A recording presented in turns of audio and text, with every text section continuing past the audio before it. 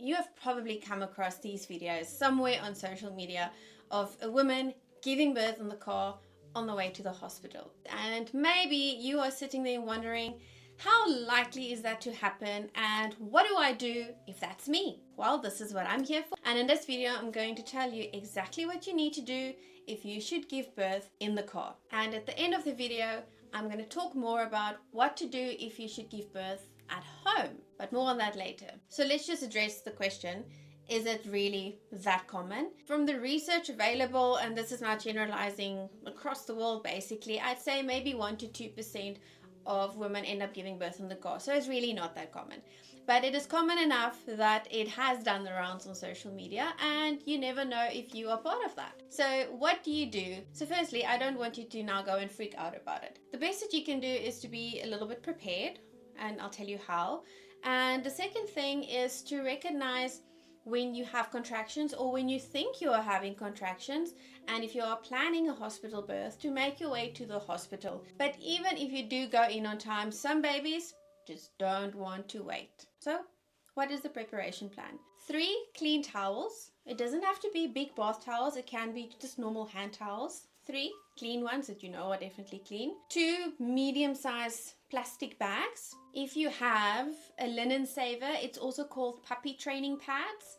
It's a plastic lining at the bottom and like a thin layer of like material that can absorb water on the top, just that it doesn't leak through, and a couple of extra maternity pads. So you probably already have all of that. The linen saver is optional. You don't have to. Just if you think about your water breaking all over the seat and you can try and save the seat a little bit, that's why I would do the linen saver. So just keep all of that in a packet in the boot of the car or somewhere that you have access to it.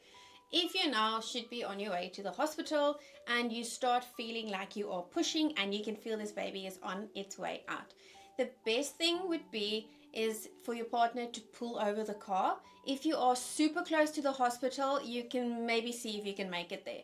But in most cases, it helps to have a hand, and your partner pulling over the car and actually helping you with the baby is preferable above trying to get to the hospital and you have to manage all of it on your own. So if it's a safe spot, pull over. If it's in the middle of the night, you might not be able to pull over in a safe spot, then I would say keep going. If it looks safe and you're not somewhere on a highway where there's no shoulder and you risk getting hit by other cars in the process, pull the car over, get your partner to come out to your side. If you can, get your underwear off. That's the first thing that you want to do, because this baby needs to come out and the underwear or pants or whatever you have underneath is going to get in the way. If you had thought about it before or there is time, you can call the hospital ahead and say that you are on your way, that they at least know to expect you, because there is a chance that you might make it to the hospital on time and they can wait for you.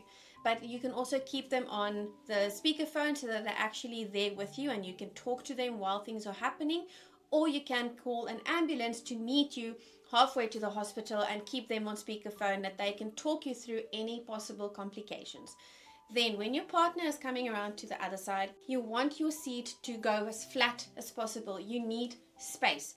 So underwear, pants off, chair flat. Your partner can now grab your little preparation bag and see to either get the linen saver or a towel underneath your bum just to protect the seats. If you don't have it, that's fine, and you're going to send your car for some deep cleaning later on. It just saves you from some extra cleaning afterwards. If it's really cold, like winter, snowy outside, you might not be able to actually open your car door to deliver this baby, and your partner has to stay in the car. If it's a warmer day, your partner can get out, go around to your side, grab one of the second towels to be ready to have or to catch this baby when the baby comes out, or you can, depending on how much you're pushing, where your partner is, if you pulled over or not, you can pick the baby up by your hands and just make sure that you've got a towel ready so when the baby comes out you can put the baby on your chest. While you are pushing, you can feel where the baby's head is. I know it sounds freaky and a lot of people say, oh no, that doesn't sound like something that they want to do.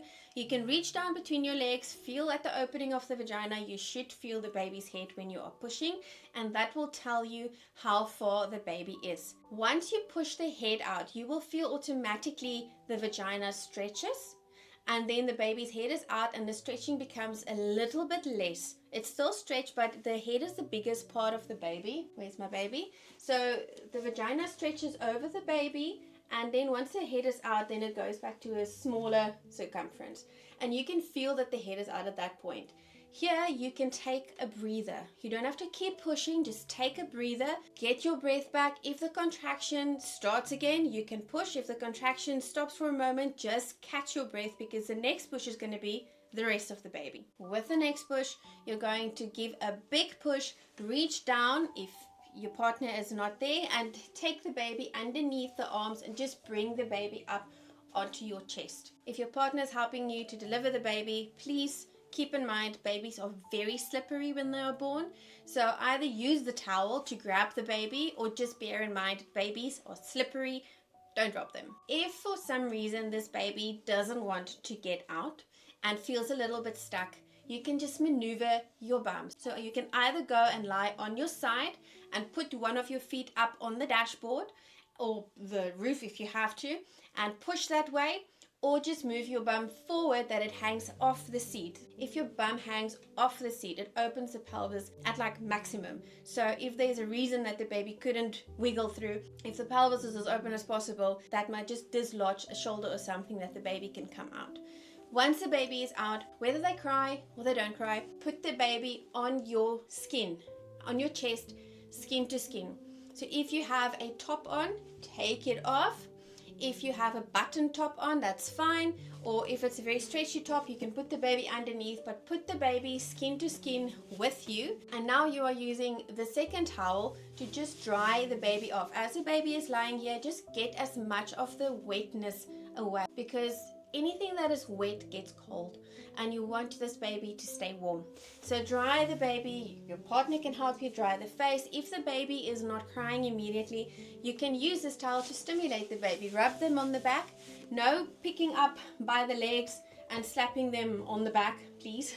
No flicking the feet, no weird or rough movements, just rubbing them on the back, and leave the umbilical cord alone. Do not touch it, do not cut it, don't do anything with it, just leave it alone. And dry this baby and get this baby, again, skin to skin. You can now use the third towel to cover the baby, because the second one, well, the first one's going to be under your bum, that's dirty. The second one is going to be wet from the baby. The third one is dry, and that's going to maintain heat for the baby. So on your chest is the best place to keep the baby warm. The towel over keeps the baby warm until you can get to the hospital. Before you reach the hospital, you might actually push out the placenta. You most likely will feel a contraction, and you can feel there's something in the vagina, and if you give it a push, it will be the placenta.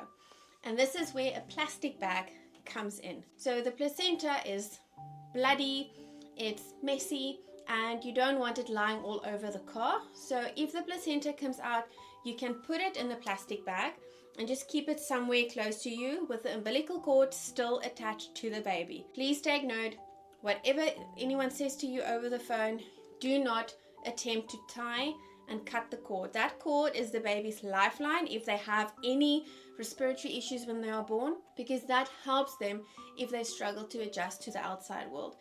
Even if the placenta is out, just keep the baby attached. If you get to the hospital, they will do the separation. You just worry about keeping your baby warm. This is the point where you can slowly start making your way to the hospital, because the big thing, like the big event, is over. You can start breastfeeding. It's a really good idea to breastfeed, because breastfeeding helps to contract the uterus and prevent excessive blood loss after the delivery. If you feel like you are losing excessive blood after the birth and you keep on bleeding, then your partner needs to make his or her way to the hospital urgently. Maybe call ahead and tell them that you're on your way if you don't already have them on the phone, and you just keep your baby on your chest. Now, the second plastic bag that I mentioned in the beginning is if the baby struggles to stay warm, or if the baby is born premature, so before 36 weeks. Prem babies tend to lose heat a lot faster, and plastic doesn't allow heat to escape.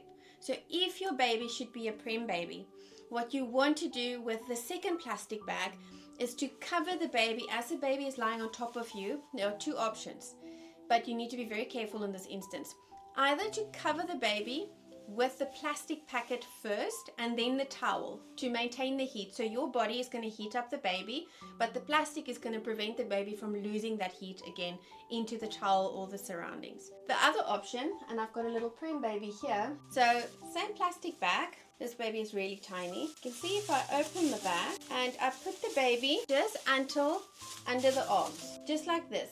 That is enough to maintain body heat for the baby. Then put the baby on your chest. Always at any point make sure that the baby's face is open and you can see where the face is, so the baby has to face either way. You can see the head and you can cover the baby with the towel. Don't cover the head that you can't see where this baby is lying. And even as small as they are, you can try with the plastic packet and the towel to see if they might latch for breastfeeding. Now in the beginning I talked about giving birth at home before you even make it to the hospital. So what do you do in that case? This is a lot of information. You might not remember everything that I'm telling you in this video, but I've got it all written in this little manual. You can see it says unassisted birth, giving birth in the car on the way to the hospital, and this is giving birth at home and what exactly you need to do. This is a manual that I've put together over more than a decade of working with women in labor, and over the years I've gathered the most frequently asked questions that mothers have during pregnancy, labor and birth, and I've put it all together in a manual. This is a hard copy that I use locally, so I've got a PDF with all of the same information for moms to prepare, and one of those things is what to do if you should have a baby at home. The rest of the book is about the typical questions moms have during early pregnancy, late pregnancy, labor, what kind of pain relief you can have in labor, how does an epidural work, a vaginal birth, so what can you expect, how do you prepare, what do you need to know, a C-section, and there are also QR codes to other YouTube videos of mine that explain certain concepts in video format as well as in written format, but this is like your own personal midwife in your pocket. I don't sell this book. This is included in my antenatal course that is on Udemy. I will put a link below that you can access the course, and the difference with this booklet and my course is that it is the questions that you will see all the time on Facebook or Google or Reddit, but instead of having other moms answering the questions based on their experiences, I made sure that I give you the relevant facts and the correct information so that you can make choices based on facts and not opinions.